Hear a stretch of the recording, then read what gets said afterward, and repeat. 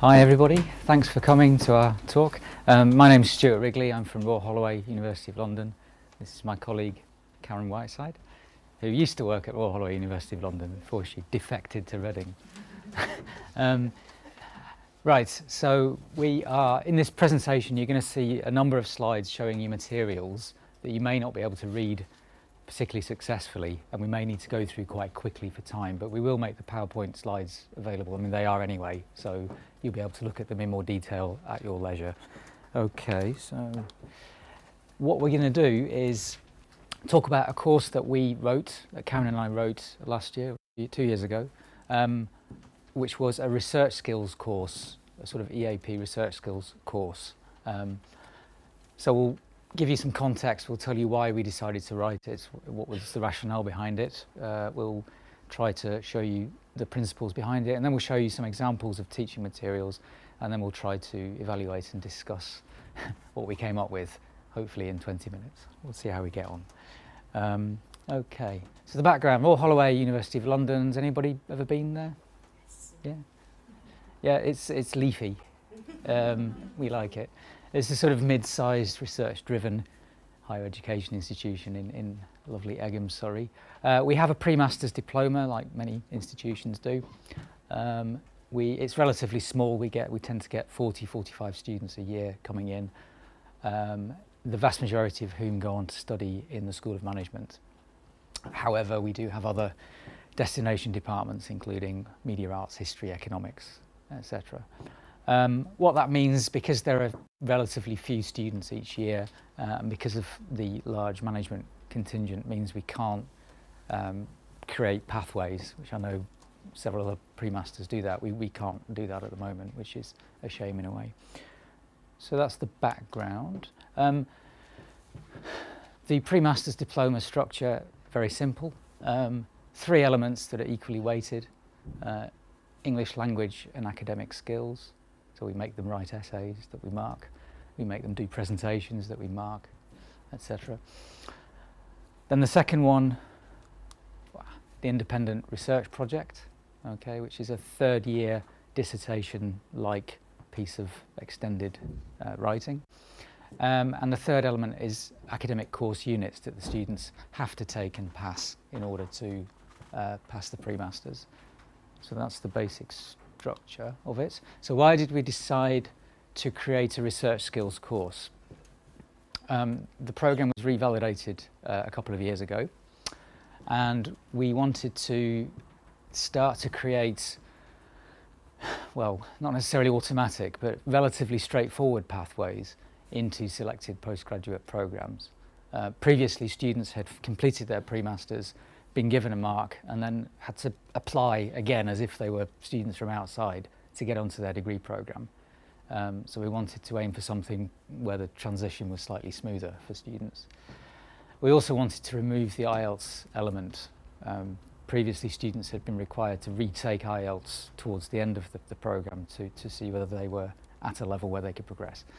So we reached agreements with certain departments who agreed to work with us, provided we incorporated a significant 3rd year element into our pre-masters. So we replaced what had been a long essay task with the dissertation style research project, which we called the independent research project.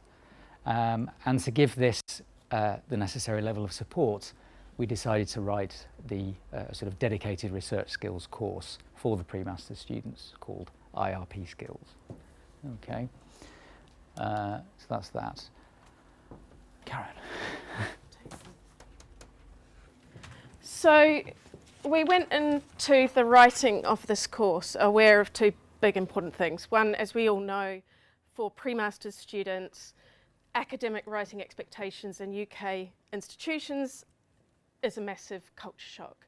But we have also had a few years' experience of teaching 3rd year School of Management dissertation writing to non-native and native speakers, and the non-natives who choose to do this dissertation are very high achieving, and we found that it was a massive culture shock for all of them, the dissertation, even after 2 years in a UK higher education institution. So we felt, for pre-master students it would be even more of a challenge, and we argued for a significant proportion of class time on the whole pre-masters program to be given over to this course, and we got that, which was good. And we kind of had two very broad guiding principles. The first was the idea of genre, but going a few steps further back and wider than just starting with analysis of the elements of the dissertation itself, so giving some social, cultural context. And the other kind of big principle was the idea of a very scaffolded, guided process for the students. So here's a kind of visual of how the whole thing panned out. So we had, from the middle of autumn term, we had 2 2-hour sessions right through to the end of spring term. And in the first half of the first term, we had this 1 2-hour session. So in the first 5 weeks in autumn, we just did this kind of broad introduction to what is research, what is its place in universities and our culture. Then we narrowed down in the second half of autumn term to the process of finding a focus, narrowing it down, and started work on genre with the research proposal, which was the first submission they had. And then in spring term, where they were kind of fully into doing their research, writing it up, we split it quite logically between 2 hours near the beginning of the week of genre analysis kind of focused lesson, and then a workshop lesson linked to that first lesson. So I'm just going to talk through and show you a few extracts of the materials we came up with. So I'm going to start with genre and go right through from term 1 to term 2, and then do the same thing with process. So yeah, we had this idea of this very broad starting point. So we took some newspaper, Daily Mail type headlines that come from research, and then we did a bit of early work on what research questions were actually behind those kind of attention-grabbing headings. So do men prefer their wives to football? So actually, do men exhibit higher physical stress symptoms when they are cutting up pictures of their football team or cutting up pictures of their wives? So, so that kind of thing. We got them to read 2 short texts on 2 wars, one 17th century war and the Iraq War, and talked about the motivation for this historical war, which was religion, and then this kind of research-based rationale for the modern war, and a discussion around that about how pervasive research is in kind of contemporary culture. We also, in as kind of ordinary everyday language as possible, got them to start thinking about ideas that relate to the kind of broad research paradigms. And obviously, I mean, they're not going to get this straight off, but we kept kind of coming back to these concepts over what we did.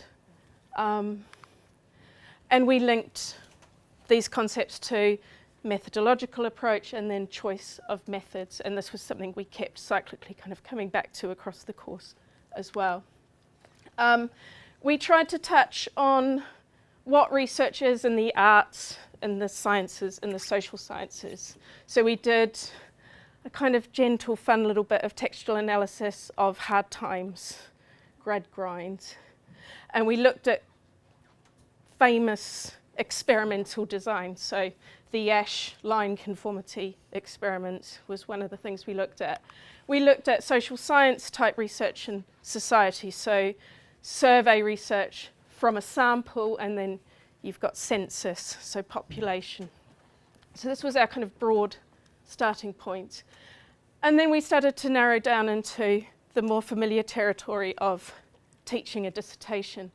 And we took inspiration, obviously, from Swales. The Cooley and Lukowitz book is great for looking at kind of purpose and how it goes into language.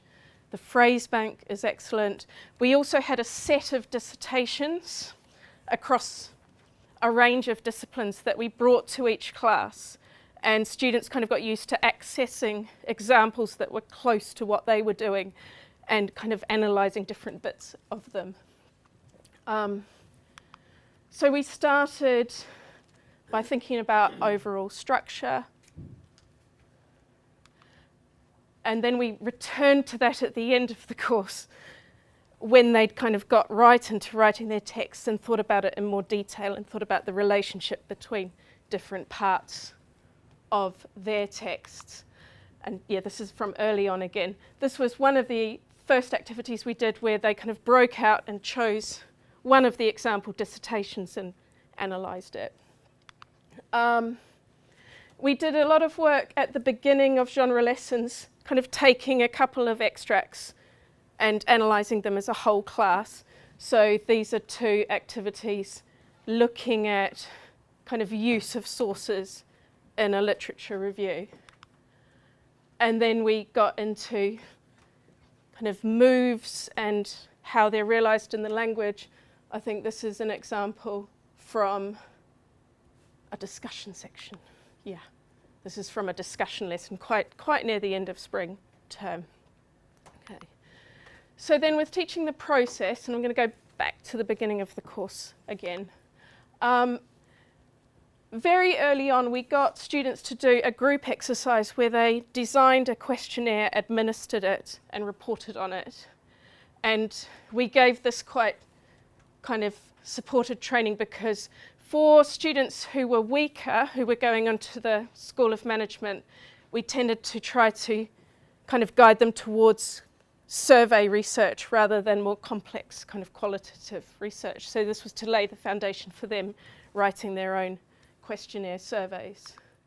We did quite a lot of work on the process of finding a focus and narrowing it down. And we came up with this kind of flow chart of the different ways you might find into a topic and what you might do to follow these up and narrow them and kind of fine-tune them.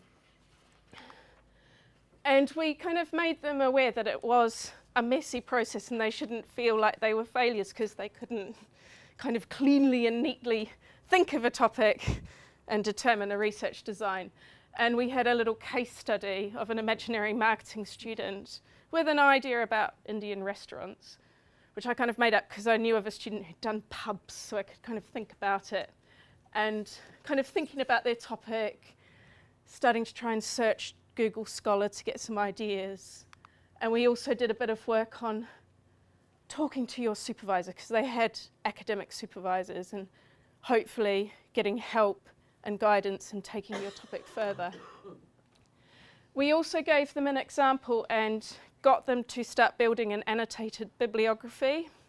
And this became a central part of the process of the course. And they were required to bring this annotated bibliography to class over the 2 terms and to build on it and to work from it in the writing workshops.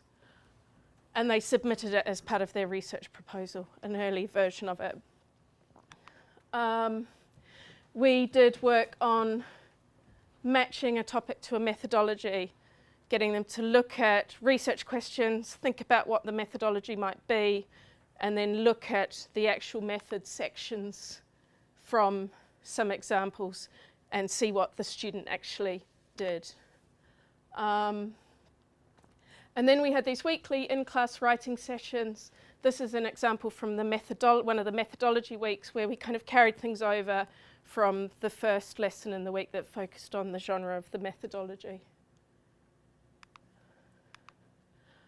We also did a little bit that was a little bit artificial but quite helpful in that we took some examples of dissertations and worked backwards to the sources and the ideas and got students to think about how ideas from different sources might be brought together. So before looking at the methodology of this dissertation, they looked at this, they looked at the different ideas, and they started to think about how they might relate, how they might organise them, and then they went to analysing the actual section.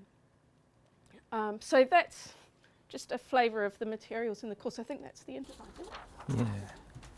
Yeah, it is. Yeah, cheers. Right, so did it work? So I suppose the acid test, if you're trying to make a research skills course, is that did the students who went through the new IRP skills funky course that we wrote, did they perform better on their master's programmes the following year than students who had not been through this course?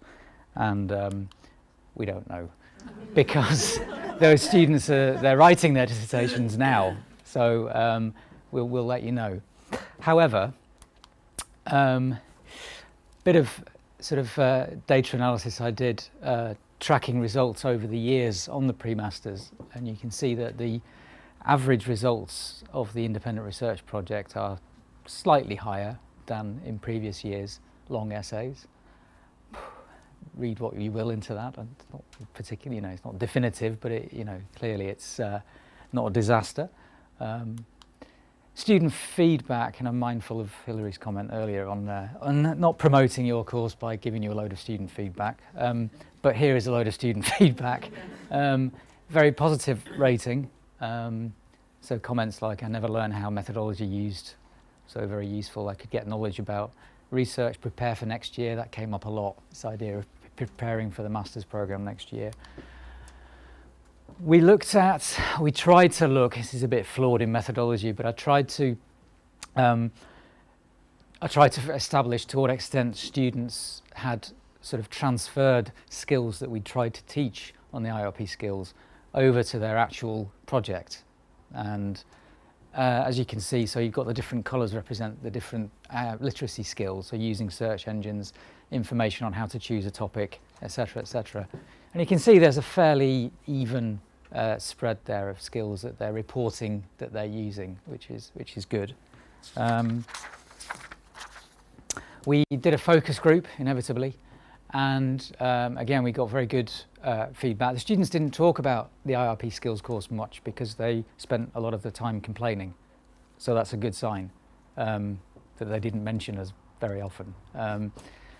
So those are some of the comments that they came up with. A couple of negatives as well. Students were a bit worried that the course seemed to be quite management heavy, and I think in large part that's down to the weight of numbers of management students on the programme. As Karen showed you before, we did have a spread of academic subjects on display, but where you have a vast majority of students who are management students, it's going to feel management-y anyway, I think, but there were a couple of negatives.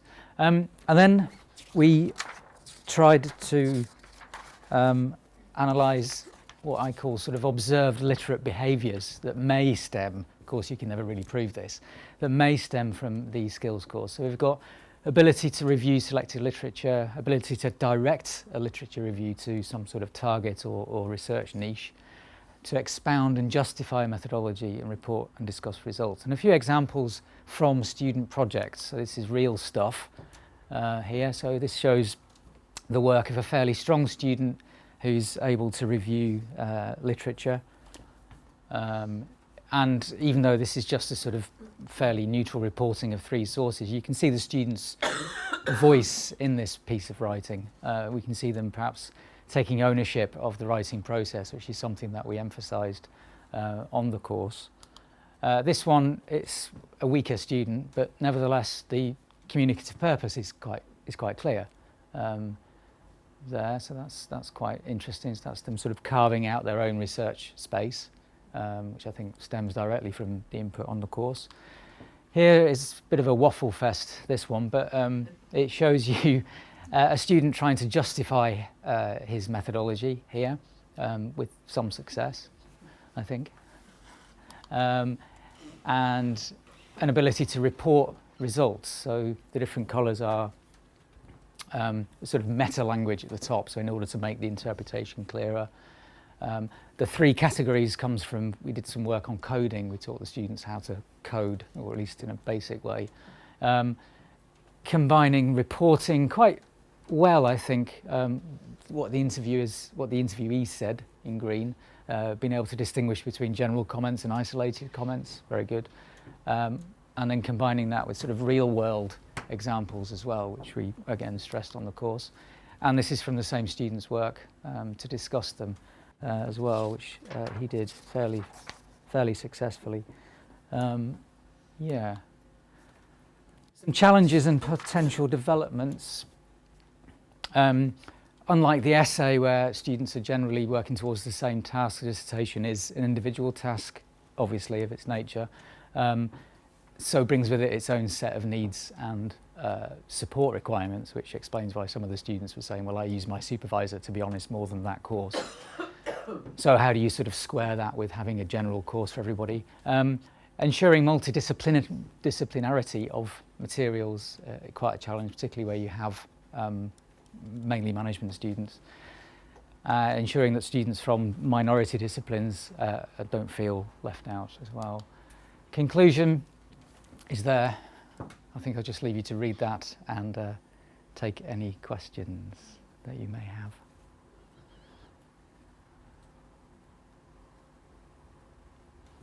Okay.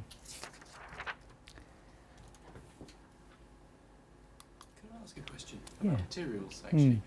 You were saying about being able to deliver materials that would be relevant to all participants, basically. Did you go down the route of allowing them to select materials, or would that have been too heavy to prepare? We didn't. We sort of prescribed materials for them, but it might be an interesting way to do it. Yeah. And do you feel that would be feasible? I think at the beginning of the process we were quite struck by how difficult students would have found that, in at least at the beginning.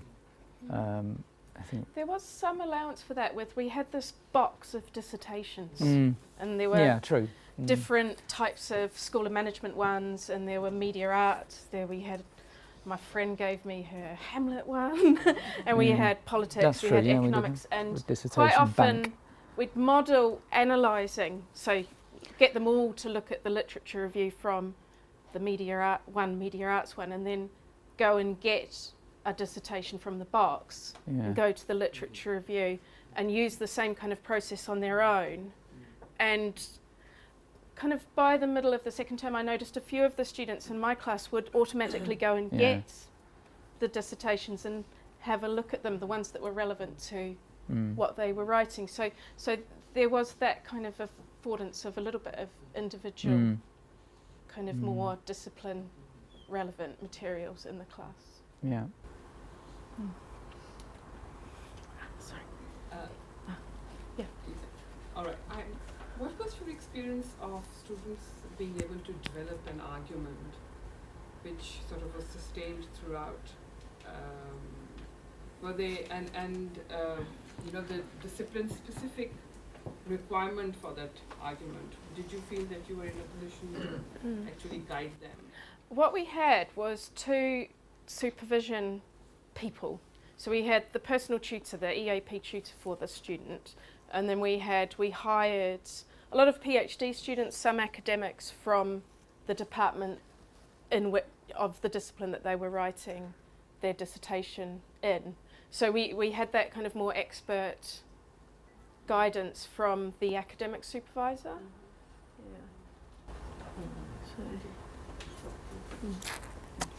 What you said about the history students struck a chord with me, because I took a course with a philosophy student who said something similar. So it seems to me there are some disciplines where generic research skills actually don't help that much.